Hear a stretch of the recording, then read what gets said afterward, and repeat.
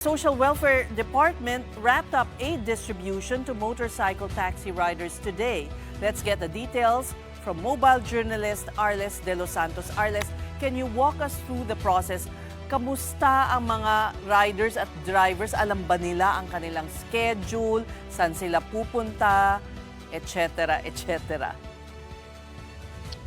Buong araw nga tinutukan natin yung distribution ng ayuda o yung financial assistance sa mga kapatid nating tsuper. Particular ngayong araw yung para doon sa mga motorcycle taxi riders, pero kasabay na niyan dito sa Taguig yung mga delivery riders na supposedly ay nakaschedule na makakuha ng kanilang ayuda kahapon. Pero yung akala raw kasi ng ilan ay walang payout kahapon dahil it's the holiday, araw ng Kagitingan. Kaya ang ginawa ng pamahalaang lungsod ng Taguig, dahil may mga dumating pa din ng mga delivery riders, ay pinagsabay-sabay na nito. And supposedly din, dapat umaga at hapon yung schedule, hinati sa dalawa, pero isinantabi na nila yung naunang schedule na inilabas at pinagsabay-sabay na lang kung sino man yung ma-accommodate na mga transport drivers, yung mga MC taxi riders or delivery riders na dumating ay in-accommodate na nila agad. So yung process dito ng pagkuha ng kanilang ayuda, so for example, yung isang transport network company ay may mga driver, sila mismo yung magbibigay ng form sa kanila at magsasubmit ang kanilang mga driver para pumasok sa kanilang central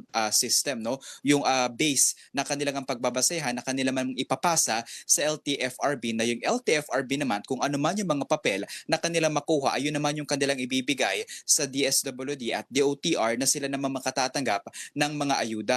Kanina yung kanilang natanggap ay nasa 5,000 pesos. Ayon sa iba, salamat daw na may magagamit sila pang ilang araw, pero ito ay tinatawag nilang band-aid solutions. Mas maganda raw sana kung talagang mas proactive yung approach at yung sagot ng pamahalaan dito. So naging mabilis naman yung processes, kasi yung mga tsuper na mga dumarating doon, kailangan lamang nilang magpresenta ng kanilang mga valid ID, yung kanilang mga driver's license. Kailangan hindi ito expired, dapat still active ito at magagamit, and yung kanilang photocopy ng kanilang lisensya naman na may 3 wet signature at phone number na nakalagay. Pero dahil marami sa ating mga kapatid na tsuper na galing pa mismo sa kanilang mga biyahe, yung iba madaling araw, dumiretso na agad doon kanina alas 8, meron dong libreng photocopy para hindi na rin sila mahirapan. And so far naging mabilis naman yung kanilang proseso doon, basta verified yung iyong numero ay magpuproceed ka na doon sa Coliseum nilang tinatawag, at so far air conditioned naman yung kanilang payout center or yung posts doon na kailangan lamang makuha ng mga driver yung kanilang numero at didiretso doon para makuha agad yung ayuda. And Arles, alam mo, isang recurring problem dito, ever since nagsimula yung pagbigay ng cash assistance sa mga transport workers, yung mga beneficiaries na wala sa mga listahan. Na-address na ba yan ng DSWD or na-encounter pa rin yan hanggang ngayon? Talking about that, Puli, na-encounter pa rin yan. Kanina, kasama yan sa mga mukha ng payout na nakita natin doon. Kagaya na lamang yung isa kong nakausap, si Lani, na isang delivery rider actually ng dalawang transport company. Marso pa daw, nagsagot na siya nung kanilang form para nga makasama doon sa ayuda. Pero kanina, pag-check niya, dahil yung schedule nga, delivery riders at motorcycle taxi drivers, umaasa siya, nakasama siya doon sa listahan. Unfortunately, wala siya. So, iyan yung mga concern actually, Pauline. And hindi lang yan isang beses natin nakita. Hindi lamang sila niyan. Meron pang ibang mga transport group na mas madami talaga.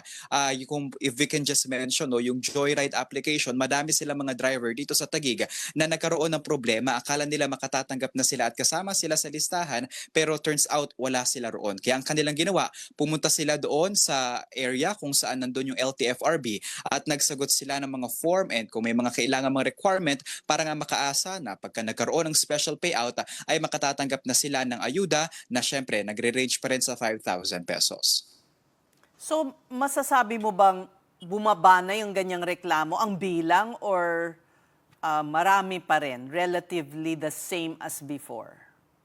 I think it's relatively the same as before, because for the entire time na nagko-cover tayo ng mga payout sa mga tsuper natin, kaparehas na mga concern. I think it's about time that the government address this. Kasi kung titignan natin ang LTFRB at DSWD, paulit-ulit naman nilang iginiit, na yung mga transport network companies yung nagbibigay sa kanila ng mga listahan. Kapag tinanong naman natin yung mga driver, nagsagot na sila ng mga form na ito. Kaya kasama sila sa mga naghahanap kung nasaan yung kanilang mga pangalan. Pero syempre kailangan pa rin natin kunin yung tugon ng mga transport network companies na ito dahil baka meron pa rin silang criteria. But isa doon sa mga nakausap natin, Ses, part-timer siya, no, ng isang transport motorcycle taxi app, no, and sa kanya aminado siya meron siyang full-time job pero pagkatapos ng shift niya gabi-gabi ay bumabiyahe siya doon, no. So ang concern niya, hindi ba siya nakasama sa payout dahil siya ay part-time driver o kailangan sa mga full-time drivers lamang ito? But ang kanyang argumento,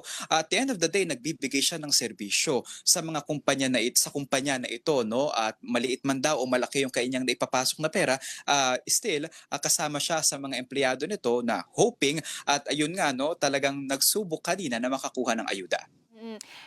Arles, kasama sa mga plano ng DSWD, yung pamamahagi na lamang ng ayuda through digital payout. Ano na ba yung latest dyan? Kasi marami rin sa mga kapatid natin na transport workers yung nahihirapan pumila, napakainit sa mga payout centers. So hindi ba mapapabilis yung pag-implement nitong digital process? I can attest, napakainit talaga kanina, Pauline at Ses. Napakatirik at tirik yung araw, no? Pero mas ramdam lang natin siguro yung uhaw at yung pawis at yung pagkagusto talaga ng mga kapatid nating tsuper na makakuha na talaga ng ayuda. And doon sa update ng DSWD, kung magiging digital na ba yung payment, actually yung DOTR may mga modes of payment sila, no? Iba-iba. Meron through bank transfer, meron through e-wallet transfer, pwede rin sila makakuha ng ayuda or ng fuel subsidy sa pamamagitan ng fuel subsidy cards na mismo na isa-swipe na lamang nila sa mga gasolinahan. And kabukod dyan, kung malaki naman yung makukuhang pera kagaya nung nasaksihan natin sa PITX na naka-manager's check na, no? Kasi doon yung naging payout ay nakadepende sa unit. Yung mga operator yung binigyan. So per unit, kung meron kang 10 unit, 10,000 yung matatanggap mo, no? But now we do not have yet an update kung nasa na nga ba yung DSWD dito, pero at least sa napuntahan natin ng mga payout cash na binibigay yung mga ayuda sa ating mga driver. All right, maraming salamat sa iyo, mobile journalist Arles De Los Santos.